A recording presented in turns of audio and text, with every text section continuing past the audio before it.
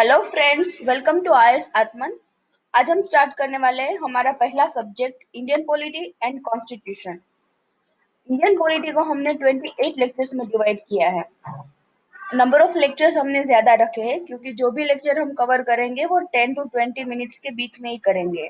इसलिए जब भी आपको पॉलिटी का क्विक रिवीजन करना हो तो आप इजीली रिवीजन कर सकते हैं। तो आज हम हमारा पहला टॉपिक स्टार्ट करते हैं, constitution of India.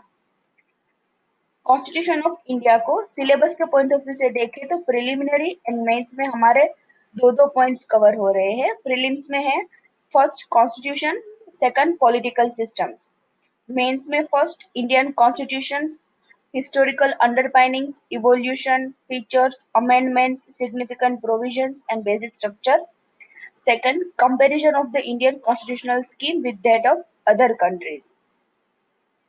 In Indian constitution को हमने 14 सब टॉपिक्स में डिवाइड किया है। मतलब हमारे इस टॉपिक को लेकर 14 लेक्चर्स बनेंगे। First one, making of the constitution. Second, features of the constitution. Third, preamble. Fourth, amendments of the constitution. Fifth, basic structure of the constitution. Six, political systems. Seven, comparison of Indian constitutional scheme with that of other countries. Eight, union and its territory. 9, citizenship. 10, fundamental rights. 11, directive principles. 12, fundamental duties. 13, emergency provisions. 14, center state relations। आज के lecture में हम discuss करेंगे making of Indian constitution. Making of Indian constitution को हमने 7 points में divide किया है। हम पॉइंट वाइज इस टॉपिक को स्टडी करेंगे। फर्स्ट पॉइंट हमारा होगा constituent assembly. Second, composition of constituent assembly. Third, sessions of constituent assembly. Fourth, objective resolution. Fifth, changes by independence act. Six, functions of constituent assembly. And seven, criticism of constituent assembly. कोई भी topic की discussion start करने से पहले हम उसके past year questions discuss करेंगे, जिसके दो बेनिफिट है। फर्स्ट, जब भी आप कोई टॉपिक रिफर करते हो तो अगर आपको पता है यूपीएससी किस तरह से क्वेश्चंस पूछती है, तो आपकी रीडिंग हैबिट भी उसी तरह से बनेगी जिस तरह यूपीएससी क्वेश्चंस पूछते हैं। सेकंड, नोट्स बनाने में इजी रहेंगे। आप इजीली चीजें एलिमिनेट कर पाओगे, क्या इंपॉर्टेंट है और क्या इंपॉर्टेंट नहीं है। मेकिंग ऑफ इंडियन कॉन्स्टिट्यूशन को लेकर यूपीएससी में दो क्वेश्चंस आए हैं। फर्स्ट वन यूपीएससी 2004 में पूछा गया था, which one of the following statement is correct. Option D से स्टार्ट करते हैं। The constitution of India was adopted on 26 January 1950। Constitution को 26 नवंबर 1949 को अडॉप्ट किया था, तो ऑप्शन डी एलिमिनेट हो गया। Option C, the first session of constituent assembly of India was held in January 1947। First session था 9 दिसंबर 1946 को। ऑप्शन सी भी एलिमेंट हो गया। Option B, Jawaharlal Nehru, Mohammad Ali Jinnah and Sardar Vallabhbhai Patel were members of constituent assembly of India. Mohammad Ali Jinnah and Mahatma Gandhi ji ने constituent assembly में participate नहीं किया था और दोनों मेंबर्स भी नहीं थे, तो ऑप्शन बी भी एलिमिनेट हो गया। तो आंसर है हमारा option A. The Constituent Assembly of India was elected by the provincial assemblies in the year 1946. Second question, UPSC 2002 में पूछा गया था। The members of the Constituent Assembly which drafted the Constitution of India were option A, nominated by the British Parliament. B, nominated by the Governor General. C, elected by the legislative assemblies of various provinces. D, elected by the Indian National Congress and Muslim League. जब constituent assembly बनी थी उस time पे India दो parts में divided था, British provinces and princely states. British provinces में जो भी इलेक्शन हुआ था वो इनडायरेक्ट इलेक्शन हुआ था और प्रिंसली स्टेट्स में नॉमिनेशन बेसिस पे था।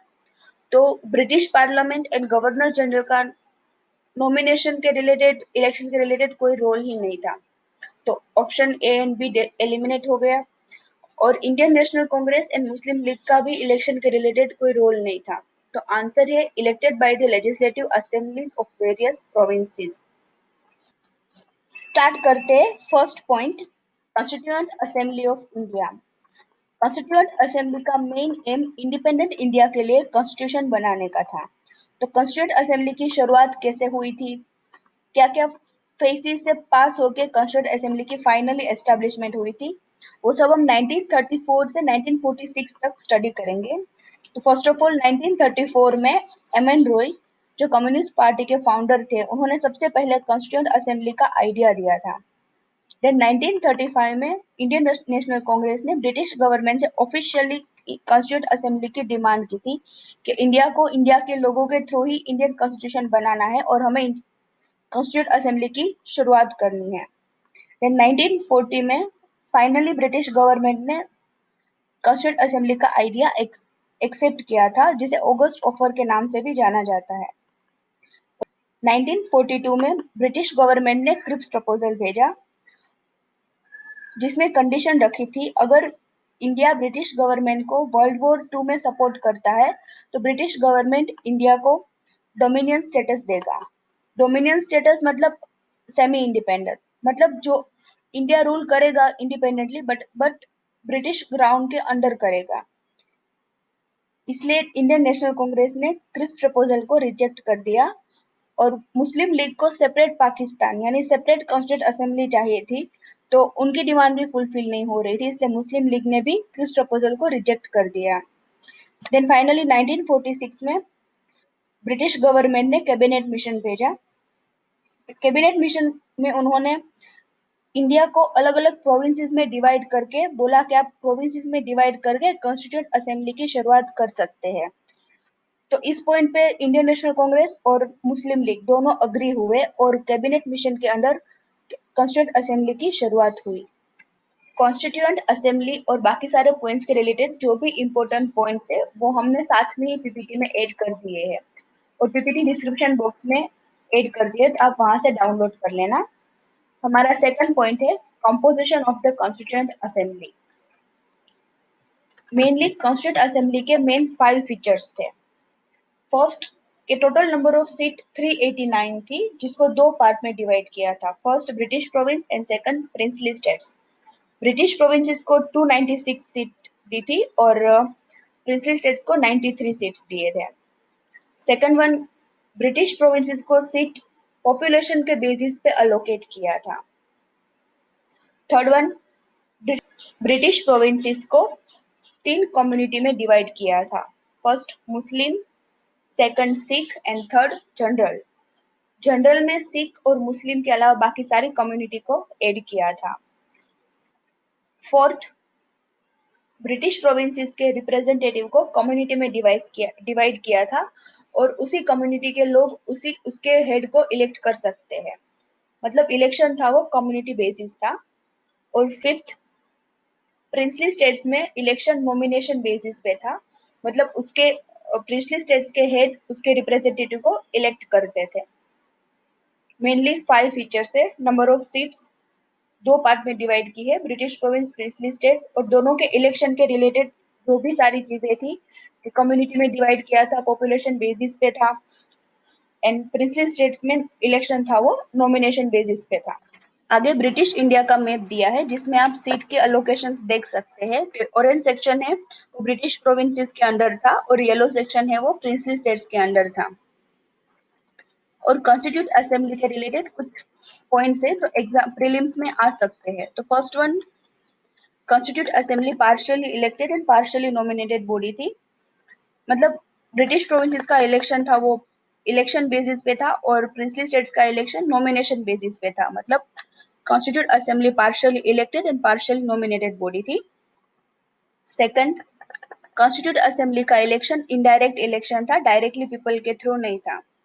थर्ड वन, महात्मा गांधी जी ने कॉन्स्टिट्यूट असेंबली में पार्टिसिपेट नहीं किया था और वो मेंबर भी नहीं थे। और फोर्थ वन, कॉन्स्टिट्यूट असेंबली ने इंडियन सोसाइटी के सारे सेक्शंस को कवर किया था, Hindus, Muslim, Sikh, Parsis, Anglo Indians, Indian Christians, एससीज, STs and women of all these sections. इस पिक्चर में आप क्लियरली देख सकते हैं कि कॉन्स्टिट्यूट असेंबली ने में इंडियन सोसाइटी के सारे सेक्शंस ने पार्टिसिपेट किया था। Third point, sessions of constituent assembly. Total 11 sessions थे। 11 सेशंस में कॉन्स्टिट्यूएंट असेंबली ने पूरा कॉन्स्टिट्यूशन बनाया था। तो फर्स्ट सेशन था 9 दिसंबर 1946। फर्स्ट सेशन में ओल्डेस्ट मेंबर को टेम्पररी प्रेसिडेंट इलेक्ट किया था और वो थे डॉक्टर सच्चिदानंद सिन्हा। सेकंड सेशन 11 दिसंबर 1946 में था, जिसमें प्रेसिडेंट डॉक्टर राजेंद्र प्रसाद को इलेक्ट किया था और vice president H C. Mukherjee and V T. Krishnamachari, मतलब वाइस प्रेसिडेंट दो थे, and as adviser B N. Rao को इलेक्ट किया था। थर्ड सेशन में जवाहरलाल नेहरू ने ऑब्जेक्टिव रिजोल्यूशन को प्रेजेंट किया था, जिसको हम आगे स्टडी करेंगे। और लास्ट सेशन 24 जनवरी 1950 को। सेशंस को रिलेटेड जो भी इंपॉर्टेंट चीजें थी वो मैं यहाँ पे मैंने दे दी है, जो प्रीलिम्स में आ सकती है, तो आप ये चीजें नोट कर लेना। और इससे ज्यादा डिटेल में सेशंस को स्टडी करने का कोई मतलब भी नहीं है। और डेट के हिसाब से देखो तो फर्स्ट सेशन और लास्ट सेशन की डेट याद रख लेना कि फर्स्ट सेशन 9 दिसंबर 1946 को था और लास्ट सेशन 24 जनवरी 1950 को था। कॉन्स्टिट्यूशन के रिलेटेड कुछ पॉइंट्स इंपॉर्टेंट है प्रीलिम्स के लिए, जो हम पहले डिस्कस करते हैं। तो अडॉप्शन ऑफ कॉन्स्टिट्यूशन 26 नवंबर 1949 को कॉन्स्टिट्यूशन इनेक्ट और अडॉप्ट हुआ था और उस दिन को कॉन्स्टिट्यूशनल डे और संविधान दिवस के रूप में सेलिब्रेट किया जाता है। और कॉन्स्टिट्यूएंट असेंबली ने कॉन्स्टिट्यूशन को बनाने के लिए 2 साल 11 महीने और 18 दिन में पूरा कॉन्स्टिट्यूशन रेडी किया था। और जब कॉन्स्टिट्यूशन अडॉप्ट किया गया था तब कॉन्स्टिट्यूशन का पार्ट में 395 आर्टिकल्स, 8 शेड्यूल्स और प्रीएम्बल था। Enforcement of constitution. कॉन्स्टिट्यूशन को अडॉप्ट 26 नवंबर 1949 में किया था। उस दिन पे सारे प्रोविजंस अडॉप्ट नहीं किए गए थे। कुछ प्रोविजंस थे, सिटीजनशिप, इलेक्शंस, प्रोविजनल पार्लियामेंट्स और कुछ आर्टिकल्स दिए हैं। इतने प्रोविजंस 26 नवंबर 1949 को अडॉप्ट हुए थे और बाकी के सारे प्रोविजंस है वो 26 जनवरी 1950 को अडॉप्ट किए गए थे। ये क्वेश्चन में भी एग्जाम प्रीलिम्स में आ सकता है, तो ये चीजें पॉइंट्स नोट कर लेना कि कॉन्स्टिट्यूशन को 26 नवंबर 1949 को पूरा कॉन्स्टिट्यूशन अडॉप्ट नहीं किया था, सिर्फ कुछ प्रोविजंस ही किए थे और बाकी के सारे प्रोविजंस थे वो 26 जनवरी 1950 में अडॉप्ट किए गए थे। फिर committees by constituent assembly. Constituent assembly की मेन 70 कमिटीज थी। उसमें से 8 मेजर कमिटीज थी और बाकी की माइनर कमिटीज थी। तो मेजर कमिटीज में ड्राफ्टिंग कमिटी के चेयरमैन थे doctor B R. Ambedkar, union power committee, union constitution committee and state committee के चेयरमैन थे जवाहरलाल नेहरू, और advisory committee on fundamental rights of minorities, provincial constitution committee, उनके चेयरमैन थे सरदार वल्लभ भाई पटेल, और steering committee and rule of procedure committee के chairman थे doctor Rajendra Prasad. तो mainly ये मेजर कमेटी के चेयरमैन कौन थे वो याद रख लो, इससे ज्यादा कमेटी में ज्यादा पढ़ने की जरूरत नहीं है, उतना डिटेल में क्वेश्चंस भी आते नहीं है। फोर्थ पॉइंट है ऑब्जेक्टिव रिजोल्यूशन। तो ऑब्जेक्टिव रिजोल्यूशन क्या था mainly? Objective resolution Pandit Jawaharlal Nehru ने कॉन्स्टिट्यूएंट असेंबली के आगे रखा था, जो मेनली अभी प्रेजेंट कॉन्स्टिट्यूशन के आइडियाज और एस्पिरेशंस है वो सब ऑब्जेक्टिव रिजोल्यूशन से लिए गए हैं। और हमारा जो अभी प्रेजेंट प्रियम्बल है वो ऑब्जेक्टिव रिजोल्यूशन का मॉडिफाइड वर्जन ही है, जिसको 13 दिसंबर 1946 को पंडित जवाहरलाल नेहरू ने कॉन्स्टिट्यूएंट असेंबली के आगे रखा था और असेंबली ने 22 जनवरी 1947 को ऑब्जेक्टिव रिजोल्यूशन अडॉप्ट किया था। ऑब्जेक्टिव रिजोल्यूशन के मेन 8 प्रोविजंस थे। फर्स्ट, इंडिया एक इंडिपेंडेंट सॉवरेन रिपब्लिक था। सेकंड, ब्रिटिश प्रोविंसेस, टेरिटरीज और जो भी टेरिटरीज जो इंडिया के पार्ट है और पार्ट बनने वाले थे सबको एक यूनियन के अंडर फॉर्म किया था। थर्ड, सब टेरिटरीज को ऑटोनोमस यूनिट का स्टेटस दिया था और रेसिडरी पावर्स दिए गए थे। Fourth, main power and authority लोगों के पास थी। फिफ्थ, लोगों को फंडामेंटल राइट्स दिए गए थे, जो justice, social, economic, political justice, liberty of thought, expression and belief and equality before law and morality, सारे राइट्स लोगों को दिए गए थे। Six, minorities, tribal areas, depressed and backward class को अपलिफ्टमेंट के लिए अलग से प्रोविजंस दिए गए थे। सेवन, एक सिविलाइज्ड नेशन की तरह जुडिशरी सिस्टम के अंदर टेरिटरी की इंटीग्रिटी एंड सोवरेन राइट्स को मेंटेन किया जाएगा। और last, world peace and welfare of Mankind में इंडिया अपना हमेशा कंट्रीब्यूशन देगा। Changes by independence act 1947 in the position of the assembly. Independence act 1947 की वजह से असेंबली में मेनली 3 चेंजेस आए थे। First, the assembly was made a fully sovereign body, means constitute assembly को सारे राइट्स दे दिए गए थे। उनको इंडिया के लिए जो भी कॉन्स्टिट्यूशन बनाना है वो अपने हिसाब से बना सकते हैं, और ब्रिटिश पार्लियामेंट के जो भी रूल्स, लॉज, रेगुलेशंस थे उनको चेंज कर सकते हैं। Second, the assembly became a legislative body, means constitute assembly को कॉन्स्टिट्यूशन बनाने के साथ साथ इंडिया के लिए ऑर्डिनरी लॉज भी बनाने थे। मींस कॉन्स्टिट्यूट असेंबली के ड्यूअल फंक्शन हो गए थे, एज अ लेजिस्लेटिव बॉडी और as a constitute body. Third, Muslim League का अलग से पाकिस्तान की डिमांड एक्सेप्ट करने के बाद कॉन्स्टिट्यूट असेंबली में नंबर ऑफ मेंबर्स में रिडक्शन हुआ था, जो 389 की जगह 299 हो गया था, जिसमें ब्रिटिश प्रोविंसेस में 296 ओरिजिनली डिसाइडेड था, जो रिडक्शन होके 229 था, और दूसरी स्टेट में 93 की जगह 70 मेंबर्स हो गए थे। 6 functions performed by the Constituent Assembly.